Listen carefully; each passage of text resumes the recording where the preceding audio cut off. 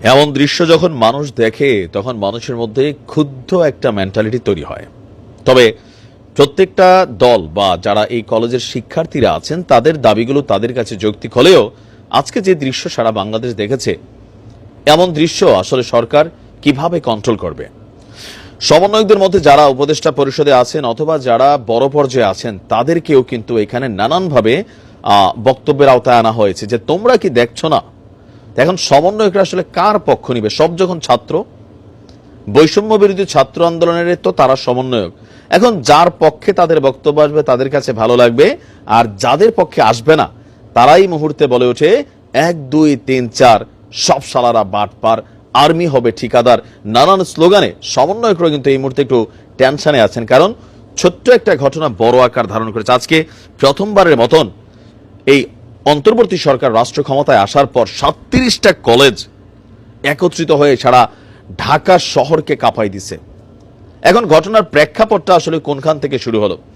শিক্ষার্থীরা বলছে পুরান ঢাকার ন্যাশনাল মেডিকেল কলেজ হাসপাতালে ডিএমআরসি কলেজের এক শিক্ষার্থীর মৃত্যুকে কেন্দ্র করে এই হাসপাতালের সামনে বুধবার থেকে বিক্ষোভ করছিল ডিএমআরসির কলেজের শিক্ষার্থীরা। কিন্তু কবি নজরুল এবং সোহরাওয়ার্দী কলেজের শিক্ষার্থীদের একটি অংশ বিক্ষোভরতদের উপর হামলা করে।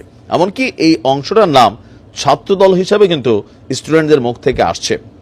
এই হামলার প্রতিবাদে আজ দুপুরে DMRC college, Dhaka college, city college, Notre Dame college সহ ঢাকার বেশ কিছু শিক্ষা প্রতিষ্ঠানের শিক্ষার্থীরা সম্মিলিতভাবে কবি নজরুল এবং সোহরাওয়ার্দী কলেজে হামলা করে। তো তোমরা কি এই প্রফেশন বাইসা নিছো?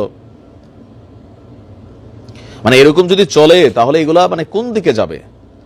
ছাত্রদের এই সকল আচরণে ছাত্রলীগের যে বদনাম ছিল সেটা এখন সুনাম হয়ে যাচ্ছে যে ভাই ছাত্রলীগ আর খারাপ করছে, কি হাতে ক্ষমতা ছিল তো এগুলা করছে। এখন ছাত্রদের হাতে ক্ষমতা আছে, সাধারণ ছাত্র তারা অসাধারণ হয়ে উঠছে।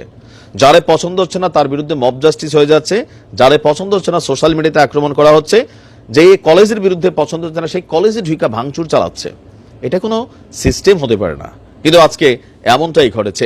আর এই ঘটনার পরে যে 2 কলেজে হামলা চালাইছে তারা তো আর বৈশা বৈশা আঙ্গুল চষে নাই, তারা পাল্টা হামলা চালাইছে। আর এতে উভয় পক্ষে শিক্ষার্থীদের ধাওয়া পাল্টা ধাওয়ায় বাংলাদেশের মানুষ আজকে থমকে গিয়েছে। এমনকি টানা সন্ধ্যা পর্যন্ত এই ঘটনাগুলো চলেছে। ইভেন সেখানে পুলিশ সেনাবাহিনীও বিক্ষোভের মুখে পড়েছে, কারণ তারাও ফুললি ফাংশন বা লাঠিচার্জ, টিয়ার শেল এগুলা কিন্তু তারা চালাতে পারে নাই। বিক্ষোভকারী শিক্ষার্থীরা বলছেন আজ সকালে ডিএমআরসি এবং আশেপাশের কলেজগুলোতে ন্যাশনাল মেডিকেল কলেজগুলো মিলে তারা ন্যাশনাল মেডিকেলের সামনে বিক্ষোভ করতে গেলে কবি নজরুলের শিক্ষার্থীরা হামলা চালায়। পরে আমরা সমন্বিতভাবে তাদের হামলার জবাবকে প্রতিহত করি। 30 থেকে 35 জন এখন পর্যন্ত আহত হয়েছে। আজকে সেখানে পরীক্ষা ছিল সোহরাওয়ার্দী কলেজে, তো সেই পরীক্ষা বন্ধ হয়েছে। শিক্ষার্থীরা আতঙ্কিত ছিল, বাহির থেকে হামলা ধুমধাম, মানে আমি নিজেও একটু আশ্চর্য হয়েছি এ কেমন অবস্থা দেখলাম। এবং সিসিটিভিতে দেখা গেছে যে গেট ভেঙে ঢুকেছে, ইচ্ছা মতো ভাঙচুর করেছে, গাড়ি ভাঙচুর করেছে, গ্যাস লাইন ছেড়ে দিয়েছে। আর এক শিক্ষার্থীর মৃত্যুকে কেন্দ্র করে আজকে যে দৃশ্য আমরা দেখলাম, এগুলোকে আমাদের সমন্বয়করা কিভাবে ব্যালেন্স করবে? এখানে আপনার 35টি কলেজের শিক্ষার্থীদের ধাওয়া পাল্টা দেওয়ার ঘটনা ঘটেছে। আর যাত্রাবাড়ি ডক্টর মাহবুবুর রহমান মোল্লা কলেজের শিক্ষার্থীরা প্রথমে সোহরাওয়ার্দী কলেজে হামলা চালিয়েছে বলেই গণমাধ্যমে এখানে অভিযোগ উঠে এসেছে। আর এখানে অ্যাম্বুলেন্স, প্রাইভেট কার সহ যানবাহন ভাঙচুর, কলেজের গুরুত্বপূর্ণ মালামাল লুট করা হয়েছে এই মানে ঘটনাগুলোর মধ্যে।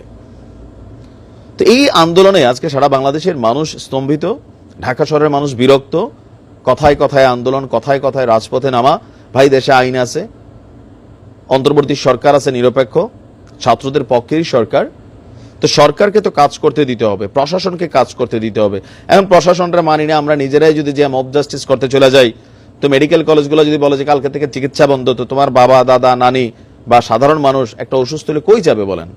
বিকল্প কি আমাদের হাতে? এগুলোর একটা সুষ্ঠু সমাধান দরকার। ছাত্রদেরকে সিস্টেমে আনা দরকার। অভিযোগ থাকতে পারে, ঘটনা ঘটতে পারে, বাট সেটার জন্য আইন আছে, আদালত আছে, প্রসিডিং আছে। মনে হচ্ছে যদি কোথাও অভিযোগ করে কাজ হচ্ছে না, সমন্বয়কদের মাধ্যমে প্রয়োজনে কমিউনিকেট করে বিষয়টাকে একটু দ্রুত গতিতে বাড়াও। কিন্তু এইভাবে কোথাও গিয়ে এক কলেজ আরেক কলেজের ভাঙচুর, হামলা, মামলা, এগুলা কি মানে রাষ্ট্র পছন্দ করছে? মানুষ তো এখন এক পর্যায়ে বইলেই ফেলছে যে আগেই তো ভালো ছিল মনে হয়। এগুলোকে বাহাবা দেওয়ার কিছু নাই, এগুলা এই অর্জনকে ম্লান করে দিচ্ছে, বারবার বলছি। ধৈর্যশীল হতে হবে। আর যারা নেতৃত্ব দিচ্ছেন ওই ছাত্রলীগের কেন্দ্রীয় কমান্ডিং যেমন সারা বাংলাদেশের ছাত্রলীগকে মানে কন্ট্রোল করতে পারে নাই, আপনাদেরও একই অবস্থা হয়ে যাচ্ছে। কমান্ড করতে হবে, ব্যালেন্স রাখতে হবে। ভালো থাকুন।